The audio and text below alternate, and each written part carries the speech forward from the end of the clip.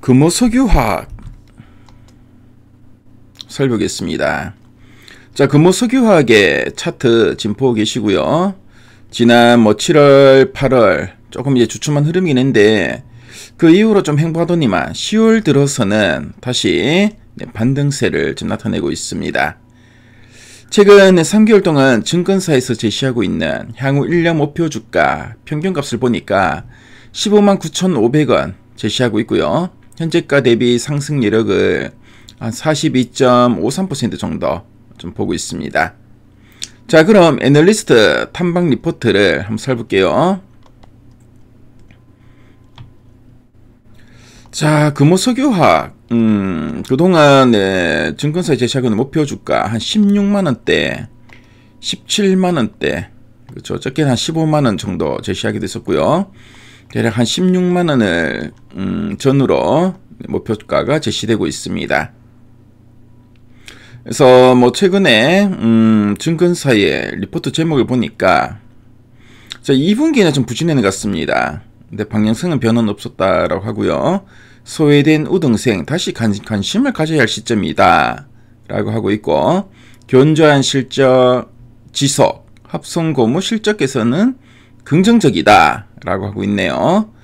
자, 그럼 실적은 그래도 좋을 거다. 합성고무 쪽에 또 실적이 많이 개선될 것 같은데 요 리포트 핵심 내용 한번 체크해 보겠습니다. 자, 먼저 두 줄 요약 부분 살펴볼게요.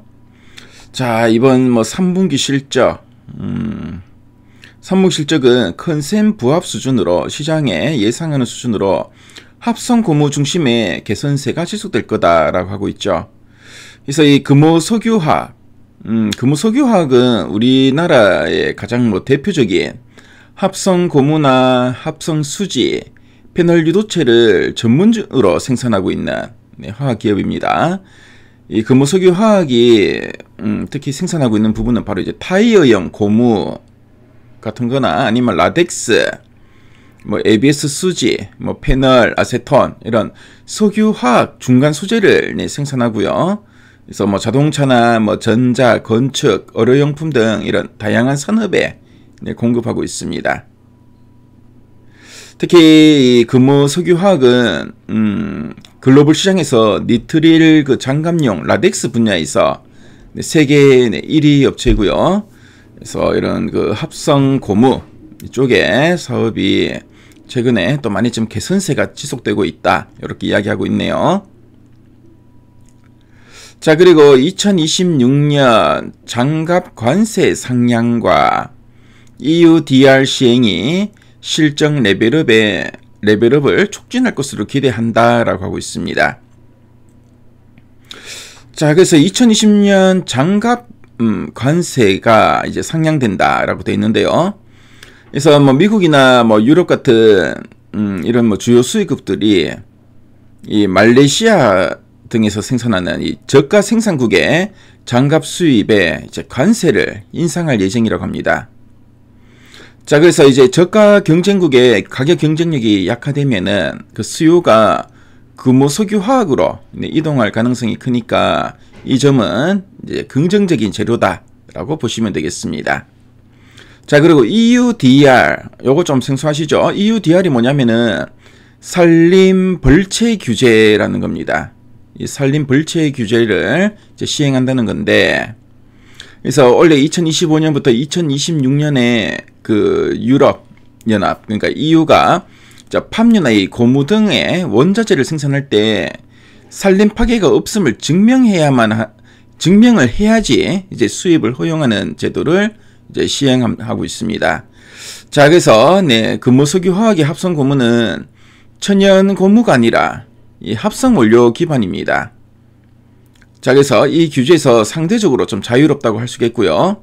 그래서 이 천연 고무 중심의 이 동남아 장갑 제조업체 대비 친환경 경쟁력이 많이 좀 부각되고, 그래서 EU 시장 점유율 확대가 기대된다 이렇게 보시면 되겠습니다.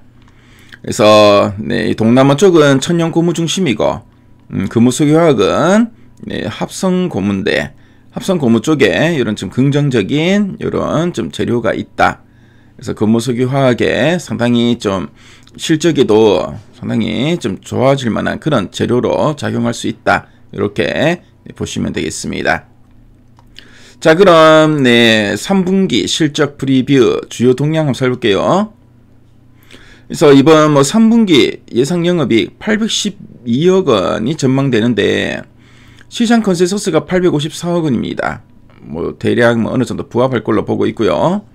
자, 그리고 부타디엔 가격 안정화로 합성고무, 합성수지, EPDM 모두 개선되고 있고, 에너지는 전기보수용량 소멸로 개선되고, 합성고무 내 NBL은 적자폭을 축소하고 있다.